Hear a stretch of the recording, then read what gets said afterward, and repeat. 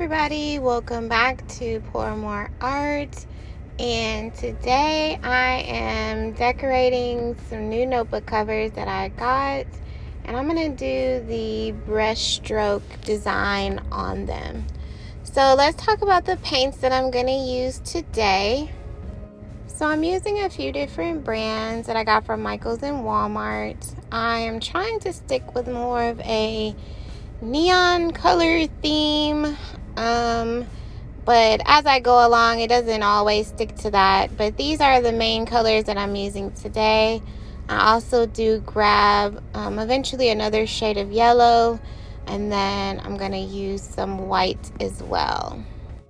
So before I got started, I prepped both my notebook pieces with some white spray paint just so the colors will pop a little bit more. And now I'm starting with my brightest color first. I always tend to start with the brighter or the lighter color first because I can always darken it as I go over. It's easier to darken a color versus making a color more light. So that's the reason why I typically start with my lighter colors.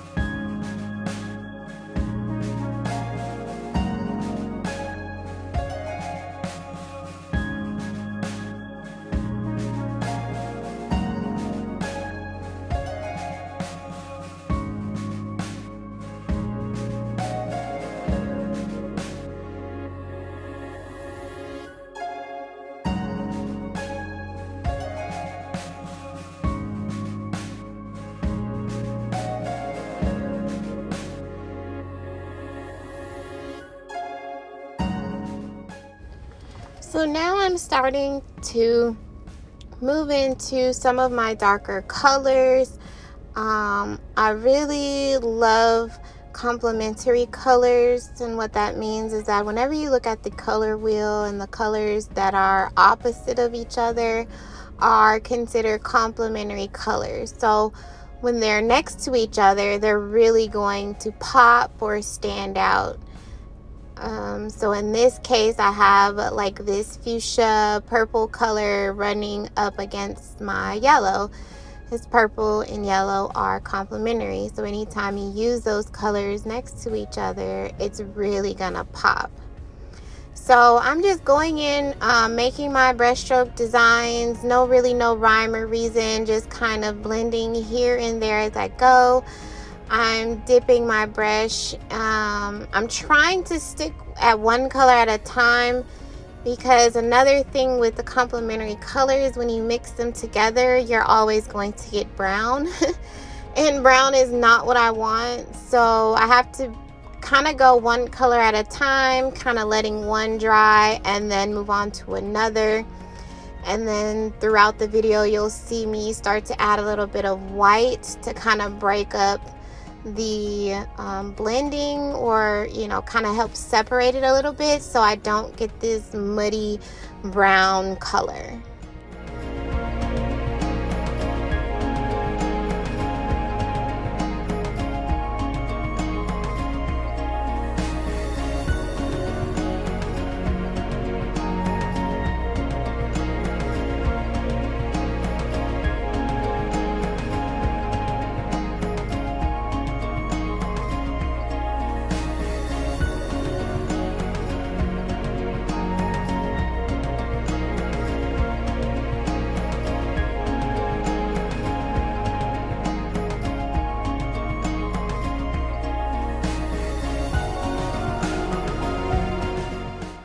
And so now I'm proceeding to the darkest color on my palette, which is this phthalo blue.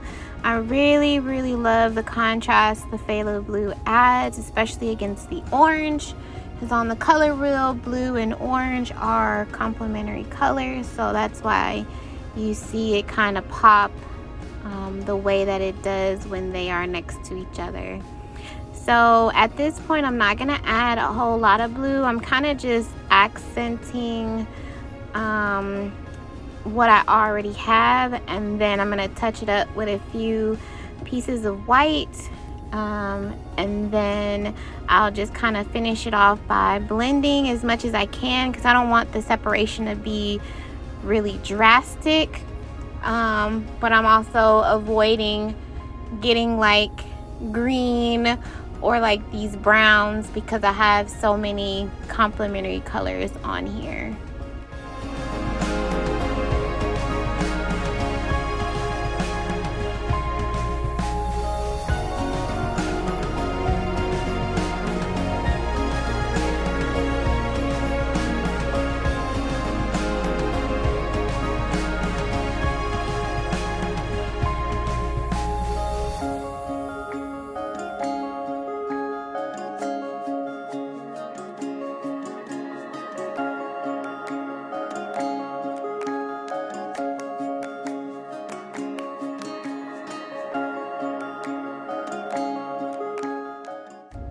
And so now I'm taking my white and I'm kind of adding that accent, touching up a few places where I wanted to blend the color just a little bit more.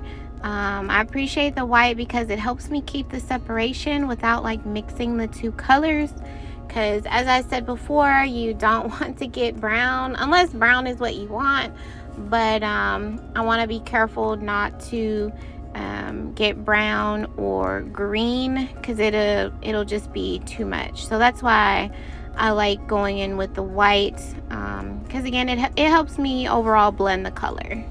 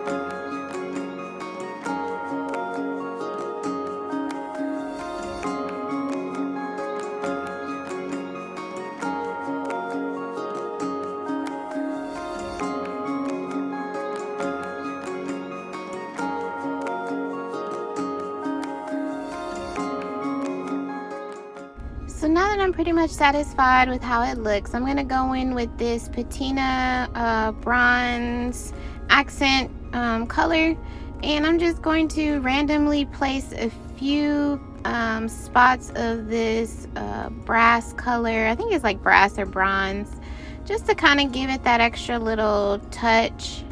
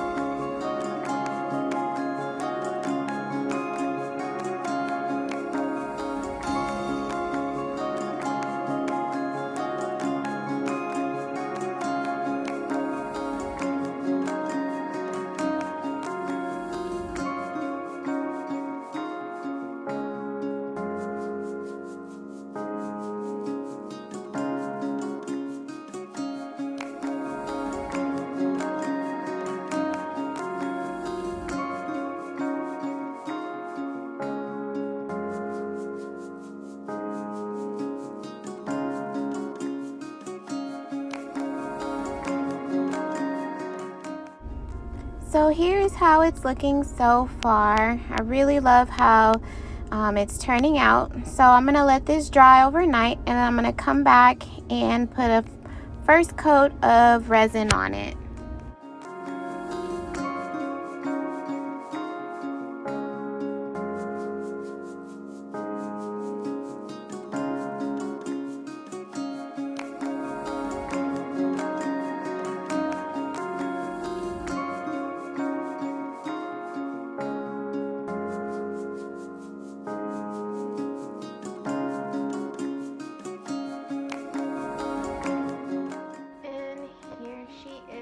All done. I added some hoop ring attachments for the notebooks, and it is perfect for the size A5 that you can definitely get from Amazon.